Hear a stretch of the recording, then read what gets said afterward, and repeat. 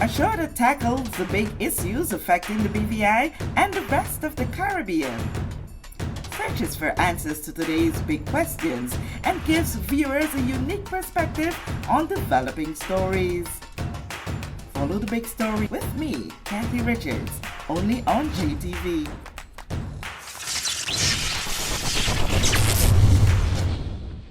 This show is brought to you by the National Bank of the Virgin Islands, Cyril B. Ramney Tertola Pier Park, NV Salon Spa Nail and Barbershop, HOV Medical, and Digicel. Sign up for Digicel Plus Home Light Bundles, faster internet, movies, and sports. This is The Big Story. I'm Kathy Richards. I want to thank you for joining us for this edition. In studio with me is one of the key figures behind us having a grand celebrations for the 70th Emancipation Festival celebrations. Mr. Dirk Walters, he wears different caps. I could say the events manager for the BVI Tourist Boards and Film Commission, and we can say the chairman of the BVI Festival and Fairs Committee. No stranger to the also set. Correct. How are you in this space? I love to find out how people are doing personally. I am superb, my sister. How about yourself? Yeah, you know me, even when it's bad, I'm good. I don't think it's ever bad because out of those situations comes such good stuff if you know how to look for it. Of course. You have to learn to make things out of nothing and take any kind of bad thing and make it into an opportunity, and I've learned to do that over the years. So I take everything in stride and I just keep pushing, be positive, and just get the work done, Focus on that. Yeah, but you got a lot of work to do. Of course, always. A lot of work to do, and everyone are anticipating the 70th. For everybody, that milestone is really, really significant, and persons are, in a, I don't even know what word to use to describe the way that we look forward to it. So we want to know exactly what's going on, what's going to be happening, what you're playing with. We're not seeing that many advertisements. You're not hearing too much of brouhaha. So you're like, okay. No, and that's fine. That's to be expected. When persons feel like they're not seeing or hearing enough by a certain time, because I myself start to share a certain level of concern when I'm asking for things to be done, or but sometimes you go through a certain processes, and it's kind of a transition process that we're going through right now as well. Tourist Board is taking a greater role in it, and certain things you have to make sure certain other persons understand. So we're on the right track. So we're going to see a lot more heavy rotation in terms of promotion and marketing, and not just locally, regionally, and internationally as well, because part of the plan is to actually market the destination or Emancipation Festival as part of marketing the destination in the summer months.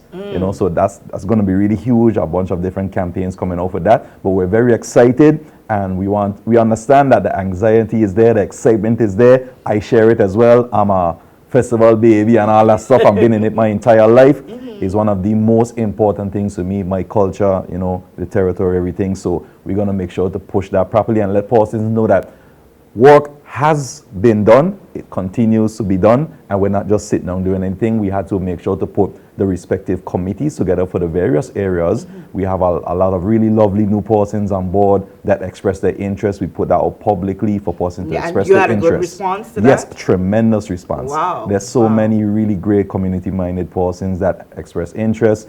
So as I said, we put the committees together because we just don't want it to be like one body and that's running everything. That's not the way it's going to go. And just to calm everyone and let them understand, the only thing that's changing is the structure that it's under.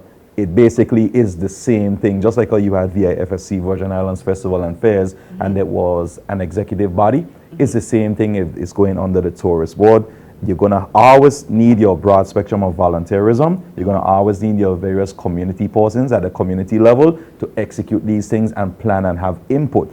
So it's the same thing. We're going to have committees. You have Eastern Longlook, you have Rotong Village Committee, you have Parade, you have Rise and Shine, you have the various pageants like Prince and Princess, Miss BVI, Mr. and Miss Junior BVI, Cultural Food Fair, all the different ones, Virgin Garda, because as I always said, Eastern Langlo person should run Eastern Langlo Committee, Okay. Carrot Bay, Virgin Garda, Garda. so forth and such, you know. Okay. So we're making sure of that. One of the discussions I've been hearing, by the way, you know, it's like, you know, whenever things has to be done in a different way, or you change, it's very hard to adapt for some people. Why must I go volunteer while all of them at the top they are being paid? Well, the whole thing about that is there's no one being specifically paid for festival. That's the thing. Like, for instance, I work at the tourist board, right? I'm the events manager. I get paid to do round the clock, all year round tourist board work, all the different events, other activations, not just events that are executed specifically by the tourist board, but other events that the tourist board would sponsor through marketing and whatever support, having a physical presence there as well, right? So it's not that anyone is getting paid for festival. So even the festival work that I'm doing now, it's nothing that I'm being paid anything extra for, you know. So just to put that to rest, it's the same thing. So I have always been a volunteer from time I came in and up to now and going forward as well. So as I say, we always want to make sure we have that level of inclusion, and it is a community-based thing. So we want to make sure have as much input, you know, and suggestions and all ideas from the community as possible. And hence we put the committees in place, entertainment committee, you know, all of them have been put in place, and they have chairpersons, and work has already started from last year, you know. It's just that not everything you're going to hear, but there was a lot of work being done behind of the scenes, planning, of course. It is the 70th, which is a pretty big deal. It's the platinum jubilee, as they would say. Yeah. So it's a huge year. What color do you use for that? It was it's silver? Platinum. Well, kind of close to silver, I guess. Yeah. I'm not good with colors. I know primary and secondary colors. I don't know, like, I don't know, like, all these exotic colors that people like to speak about, you know. I know green, I know blue, I know yellow, you know. Silver bronze is kind of. So I don't argue with person with colors. But when it comes to financing for festival, how are we with that? What's the budget you're working with? Finance, well, budget was actually submitted from since last year, because what I really do my best to do for years, there would be this thing what's called a perceived overrun, but really and truly it just wasn't funded properly from the get-go. Because if you know something costs $2 and then you only give 50 cents to fund it, where you know the bulk of the activities are not revenue generating activities. For instance, you have something like parade. You don't make money from a parade. You're giving prizes. You're paying to assist community-based organizations and schools and all of these things. A parade can easily run you $100,000 or more, right? And you're not making any money from that, of course. And then you have the pageants, you have the shows. Not all of them make money. They have a lot of increasing costs in terms of service providers, stage light and song, material. The cost of these things have gone up. Inflation is at an all-time high. So we also have to understand what you could have gotten done in 2015. In 2024, you know, it's triple that or more. So the budget was submitted, of course, and festival really and truly cost somewhere up to like $2.4 million or more, to be honest. How much we spent last year? It was around that. About the same thing, and although we would be having a whole lot more happening this year, you're still working around that type of budget. Yeah, we're trying to get a bit more and trying to, you know, convince the powers that be that, hey, while we can go out, and we do go out, and we have different BVI fundraisers, and we get sponsorship and corporations on board and stuff, there's certain elements that still, you know, and things happen. You put in contingencies, but things always happen. For instance, you can have a group that you're bringing in, whether it's a dance group, a band or something, their flight gets delayed, so they have to stay in Miami or New York, or additional, like, that's more money again. So you do have contingencies for that, miscellaneous things. But then what happens when the flight, not because of them, but the airline cancels the flight, or we have airless situations still. You have to get a charter. A charter may cost you $25,000 or more. And then that's one problem. What happens when you have issues with trailers, generators? It could be a multitude of different things, you know, plethora of different issues. Don't get to see physically and understand why these costs happen. Correct. And a lot of people don't really have a true appreciation, and I do understand, because if you're not really in it, in the industry, you don't have a history of it, you really may not know it. So you look at face value, even if you hire someone that resides in the Virgin Islands, right? Like an artist that lives on Tortola, you may have a performance fee, But then what happens if they request specific equipment that has to be rented or leased and it's not here, you have to fly it in or bring it in on a barge or whatever the case is. There's a lot of different things that can happen. But stuff. I try to submit a budget that says, listen, this is the true cost, this is what we need. And I don't really like to have to rely on sponsorship and all of that to make it up. If we get sponsorship, it should be, in my mind, it should be a plus. And whatever money is made, go forward and fund future events. But if you don't plan for it and you don't budget for it properly, then you have an issue and it seems like a shortfall. But it should be funded up front to a certain amount. Okay. I think it's from Hurricanes Irma time or more down to COVID the season, we had a lull in how we celebrate Emancipation Festival in East End and in Carrot Bay. How are we doing with that? I know there was a really big fight, especially with East End, to make sure that things come back online for them, because for quite a couple of years it's been like watered down with a few people trying to keep it, together, but we need a real thing back in East End. Tell us what's the scenario there right now. Okay, well, from last year, there was a push to get an actual Eastern Landlord Committee back in place, and that was a whole bunch of back and forth and whatnot that I don't really want to get into, but right now that's been dealt with. We actually have committee members for the Eastern Landlord Committee with a chairperson and all of that, so they will be responsible. Her name is Shanice Leonard. Shanice Leonard. Yeah, Shanice Leonard, correct. Yeah. Sorry, I nearly... That's okay. It's a lot, Yeah. But Ms. Leonard is the chairperson for Eastern Landlord Committee. So they are charged with bringing their proposal for what they want to see done and meet within their every committee, meet within their respective communities and say, is this what we want? Do we want to make this approach? What do we really want to see? What's unique about our specific community or area that we need to hone in on and make sure that we show to the public, in terms of are we known for boating? Are we known for fishing, cultural activities? Are we known for whatever, and identify that. But that's up to them. I personally don't ever tell anyone what to do. I might make a little suggestion here and there that could help bolster what they're doing, but every committee is responsible for submitting their proposal and their respective budgets, and then we go from there. So where are we at with those proposals? It's still in the making, or you have the proposals already? We have some of them already, because as I said, a lot of this work was actually being done before, and there were a lot of really great, and I have to shout out a lot of persons within the respective communities, even before the committees were put in place. People, actually started coming and asking questions. I was invited to a series of different meetings throughout the territory and different islands. And, getting in the trenches and sitting down with persons in their homes and the businesses, just getting a true sense of what they really want to see and putting that together. So we do have idea of what they really want to see, as I said, not telling them what to do, but what they want to see in their respective communities and how they think it would benefit and show, Okay, and what's happening down Carrot Bay? Carrot Bay is the same thing. They have a committee. The same young man that was in charge last year is in charge this year. His name is Jabari Stout. Jabari, yeah. Oh gosh. Jabari Stout.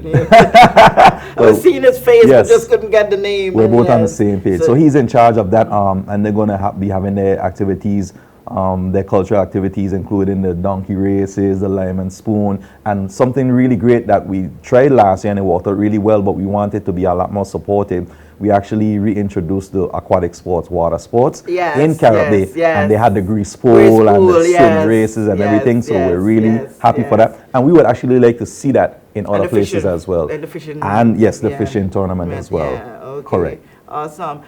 So come down main to the well, I don't like saying the main because we're all just one big family, but the festival, the Tortola of the Rotown Festival.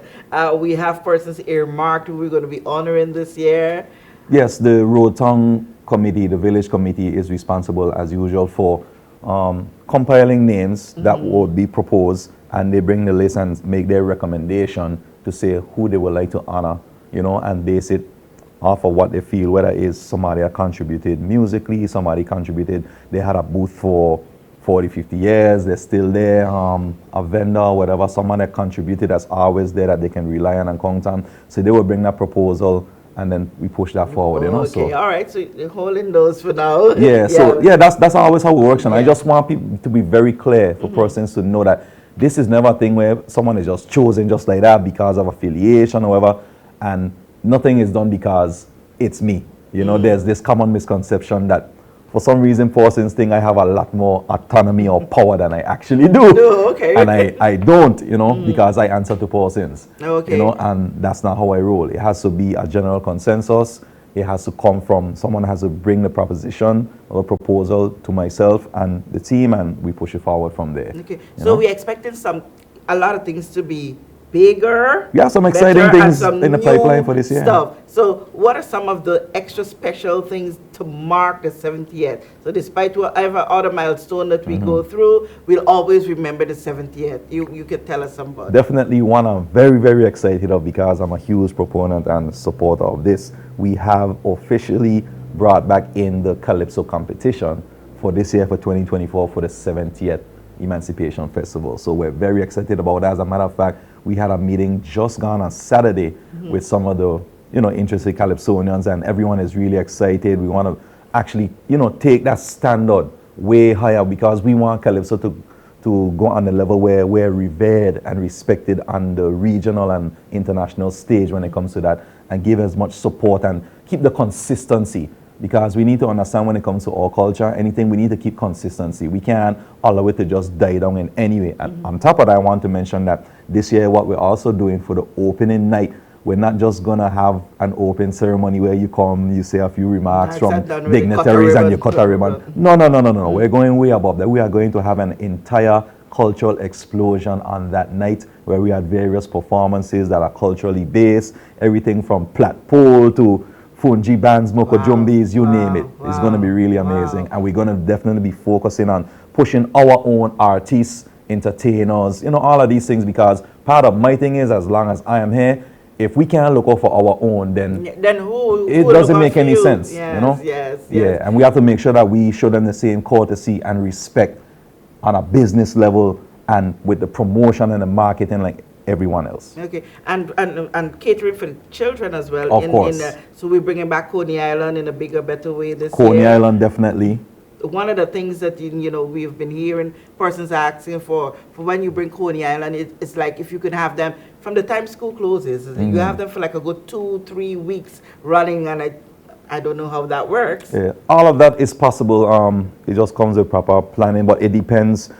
I wouldn't really say even just the planning on what you can get done with the service provider, because there's several options. Either you let the person come in and you have a car splitting, you let them run their concession and all of that, or you pay them an upfront cost and you run your concession, you do the tickets and everything, and those upfront costs are extremely significant. I would say that, it's like $500,000. Like last year, I remember just shipping alone to bring the Coney Island were like $45,000 or something like that. Yeah, and then you're talking about inland freight, meaning like ground transportation, paying set up and all of that stuff, and you have to pay an engineer, an electrical engineer, thousands to come and inspect every ride, and it's a lot, Okay. Yeah. But it's food for thought. Another conversation I've been seeing lately on social media is, how do we do parade this year? What about a parade for kids, and then we have the adult parade? And this is not something very strange. You've seen this happen in many countries, and the participation is awesome, because in most cases you find where families rather not put their kids out on a parade. You see a little girls guide and a little majorette group and stuff on a parade. But when you organize something like a kids day parade, you have all the schools come out, all the cheerleading groups and stuff come out for a full parade, and you have that as one day. And then next day you have the big people kind of stuff that children could come to as well. What you guys thought of that? Discussions are being had, for quite a few years now, but everyone just needs to really come together and we make a concrete decision, because there's several proposals in terms of parade. Some persons are asking for parade to actually be moved from August Monday and let the Rise and Shine run later, since it was originally based on that and the parade came in after. You could let the Rise and Shine run till later in the morning. People have the fun, have activities in the day, and you have the village in the night and whatnot. That's one of the proposals or the suggestions happening, possibly to move the parade to the Saturday, not meaning the Saturday the 2 days before, meaning the Saturday following. After, and then you have the parade then, and then you finish up the last lap in the village. That's one of the proposals. There are quite a few options, because the other part of it is people are saying, well, persons that want to come and participate from other places, they're not able to come because it's a holiday for us, but not a holiday for them. Yes. But then the counter argument is, well, it's our thing. So it's our thing, so you got to adjust the yeah, you know, so plan your vacation and stuff. But that's correct. a beautiful idea Correct. anyhow, because it's always a challenge, and I think this is the reason why most times you have parades starting very late, because the very people who are rising, shining, tramping down, very tired and boozed out, and most of them are the same people who have to come participate in the parade. A lot of them are correct. So, a lot, yeah. So that's an idea to work with, but I really zeroed in on that children's parade when I saw the idea. I'm like, this is so cool to do. Yeah, persons have actually brought that that idea forward. So that's something, like I say, for discussion. I can't make these decisions, of course. It's way above myself. You know, government and all of that has to weigh in. We have to make a decision as one body, as everybody, community, and weigh the pros and cons and say, listen, what's more feasible for everyone? How can we actually shine a light and make it more unique for the young persons and the children? How can we make sure, put in a way where the troops get enough traction, enough visibility, enough time to plan and all of that stuff, and persons actually get to participate. And because a lot of the things what I have a problem with around here is I can never get adjusted, Cathy, to this thing what people call island time. I do not subscribe to that. And one thing we've seen, and I'm proving it since I've been in there, you notice every night in the village, just about every night, I think we had one night that was a little off because of rain.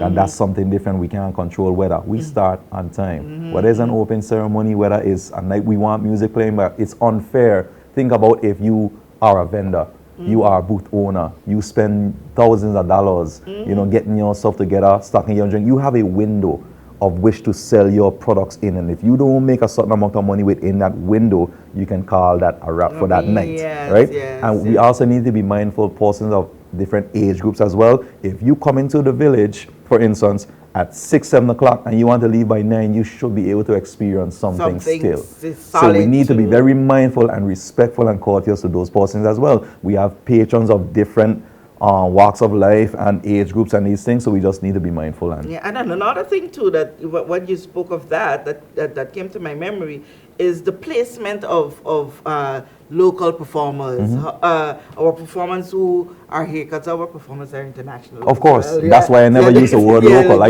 lot of people refer to them as local. I know what you mean. I really want everyone to kind of get out of that and stop saying local, because some people use it in a derogatory way as well. A lot of our persons are on an international level. You look at their YouTube views, you look at the music they've put out, the collaborations, a lot of them, you know. And but the challenge that we see, and we understand them when they talk about it, is okay, all right, this is a big night. Yeah, I'm really good at what I do. I bring a lot to the stage, but I'm placed way up early when hardly anyone comes out, and you know, we want to be placed in the limelight as well. That in itself is an issue here in this territory, because I have been all around the world. I partied all over through the Caribbean and other continents, and you know, sometime before the sun even goes down, we're there. You know, 7, 8 o'clock, the latest, sometimes you're there. So for some reason, I don't know what it is when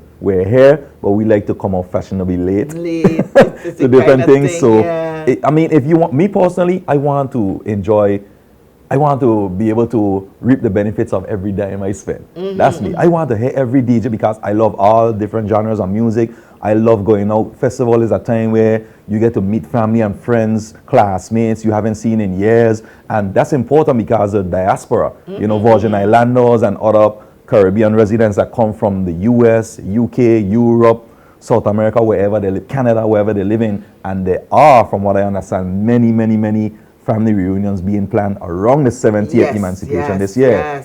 So we welcome everyone to come. There's going to be something for everyone. We're going to be honing in on our culture, as I said, making sure that events for everyone to enjoy. And speaking of events, Cathy, I have to mention that next week, Friday, the 26th, we will be having an event at the Market Square in Road Town, where we will officially be launching the slogan and presenting the winner of the festival slogan, as well as the theme. We're going to have cultural performances by a steel band, Fungi band, and another local band, have different portions there.